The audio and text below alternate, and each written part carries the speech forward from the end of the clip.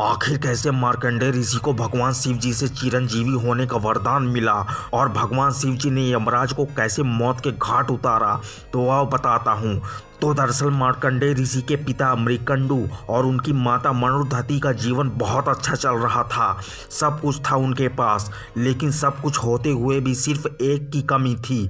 और कमी किसकी थी? एक पुत्र की। तब पुत्र की प्राप्ति के लिए मृकंडू और मनुधति ने भगवान शिव जी की घोर तपस्या की, जिससे उनकी तपस्या से प्रसन्न होकर भगवान शिव प्रकट हो गए और उनसे कहा, मांगो, क्या मांगना चाहते हो मुझसे।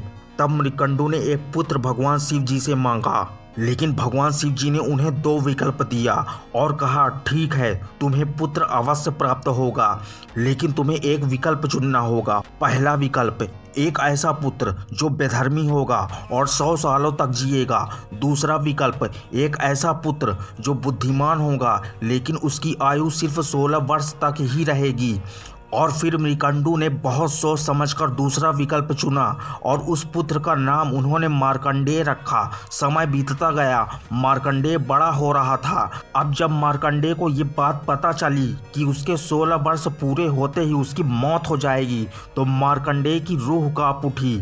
लेकिन उसने अपने मृत्यु के डर को काबू किया और उसने एक मिट्टी की शिवलिंग बनाई और भगवान शिव जी की घोर तपस्या करने लगा। और तपस्या करते करते 3 दिन बीत गए और मार्कंडेय 16 वर्ष का हो चुका था। तो फिर क्या था? यमराज ने अपने दूतों को मार्कंडेय के प्राण हरने भेजा, लेकिन मार्कंडेय की तपस्या इतनी प्रचंड थी कि यमराज के दूत भी उसके पास जाने से घबराने लगे। तब मौत के देवता यमराज खुद मार्कंडेय को लेने आए और यमराज ने मार्कंडेय की तरफ अपना पास फेंका, जिससे मार्कंडेय के साथ साथ शिवलिंग भी पास में बंध गया। लेकिन तभी अचानक शिवलिंग फटी और उसमें से महाकाल जी निकले और महाकाल जी ने आओ देखा ना ताओ, उन्होंने यमराज के सीने में इतनी जोर से लात मारी कि यमराज वहीं निपट गए। और फिर भगवान शिव जी ने मार्कंडेय की तपस्या से प्रसन्न होकर उन्हें अमरता का वरदान दिया और भगवान शिव जी ने यमराज को फिर जिंदा कर दिया ताकि सृष्टि का संतुलन बना रहे।